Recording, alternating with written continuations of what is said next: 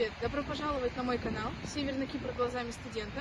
Меня зовут Полина, и в этом видео я хочу с таким прекрасным видом с вами поделиться своей историей моей новой жизни на Северном Кипре. Возможно, многие зададут вопрос, почему новый? А я вам отвечу.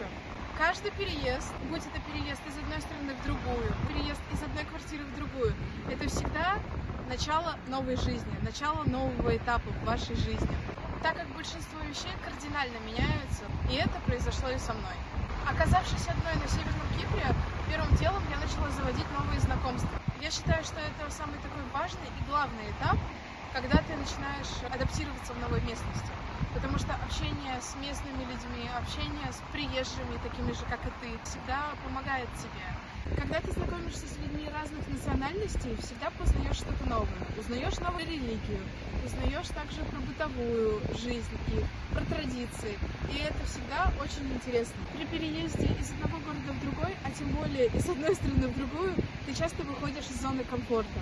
Тебе приходится чаще пользоваться тем же самым навигатором, чтобы дойти от точки А до точки Б. Нужно первое время осваиваться с местностью, понять, насколько это далеко. На Северном Кипре, к сожалению, без своего личного транспорта у вас может возникнуть некая проблема с передвижением.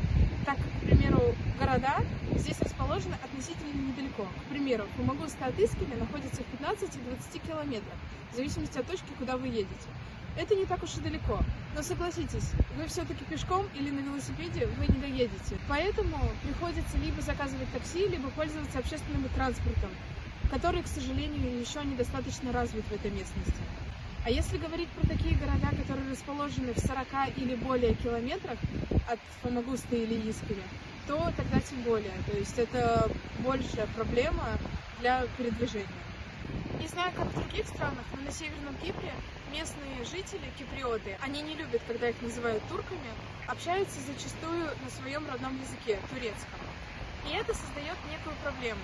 То есть вы, как мигрант, к примеру, прилетаете на Северный Кипр, желательно, чтобы вы общались на турецком языке, для большего понимания друг друга. Киприоты, местные жители, зачастую общаются на турецком, но некоторые из них также знают английский. Но большая часть все же предпочитает общаться на турецком языке. Когда, к примеру, вы приходите в магазин и вас встречает местный киприот, он будет с вами разговаривать либо на ломаном английском, либо только на турецком. На ломаном английском диалог происходит примерно так. Он вам говорит пару слов, которые знает на английском языке, а дальше вы сами догадываетесь, что этот человек имел в виду. Это тоже может нести некий дискомфорт в момент пребывания на острове. Некоторые из моих знакомых, местных киприотов, уже выучили русский язык, и иногда мы с ними общаемся на русско-турецком. Я их обучаю больше русскому, они меня турецкому. На самом деле, действительно, местные люди, особенно вот в Искеле, если брать район, или в Буасе, местные киприоты, они учат русский язык для большего сближения с русскоговорящими людьми. Проблема в общении зачастую зависит от местности, где вы проживаете. Об этом я вам расскажу в следующих видео. Следующий факт, который хотелось бы отметить, это национальная кухня. Здесь, если вы будете гулять в разных городах, обязательно зайдите в кафе-забегаловку, я их так лично называю, и попробуйте местный донер. Донер – это в переводе с турецкого, как у нас шаверма, шаурма, курица, овощи, завернутые в лаваш вместе с соусом. На самом деле очень классная штука, но часто ты ее не поешь. И как я уже заметила ранее, здесь продают донер вместе с айраном. Айран – это местный напиток. Здесь есть и здоровая еда, например, чечевичный суп. Отличная вещь. Первое время, когда я сюда прилетала в отпуск, мне предлагали его попробовать, но я отказывалась. К прилету уже этому я начала его активно есть, и это просто очень вкусный суп, который стоит также попробовать.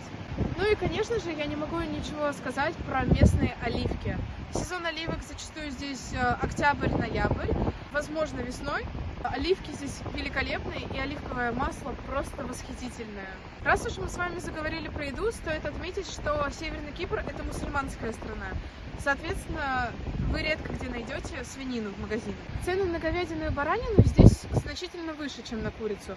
Поэтому местные киприоты зачастую покупают курицу и, собственно, готовят некоторые блюда с добавлением курицы. Так как Северный Кипр омывает Средиземное море, на фоне которого я сейчас снимаюсь, здесь изобилие морепродуктов, таких как кальмары, крабы, креветки, тигровые и маленькие. Все зависит от сезона. Также вы сможете все найти, в особенности свежие морепродукты на рынке. Еще один момент. Оказавшись на Северном Кипре, будьте готовы к местной культуре, к менталитету местных людей. Не думайте, что если вы сюда приедете, и все быстро будет делаться, как это у нас принято, допустим, в других странах. Здесь киприоты очень любят на самом деле тянуть время. Не из-за того, что они ленивые или еще что-то. Просто это их менталитет такой. Они любят 1000 раз попить кофе за день. Также отдохнуть, поболтать друг с другом.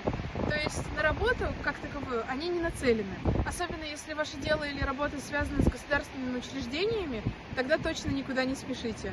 Будьте спокойны. В следующих видео я хочу с вами поделиться более детально фактами, которые меня удивляют и по сей день на Северном Кипре. Видео подошло к концу. Большое спасибо вам за просмотр. Ставьте палец вверх, подписывайтесь на мой канал. И увидимся с вами в следующих видео. Пока!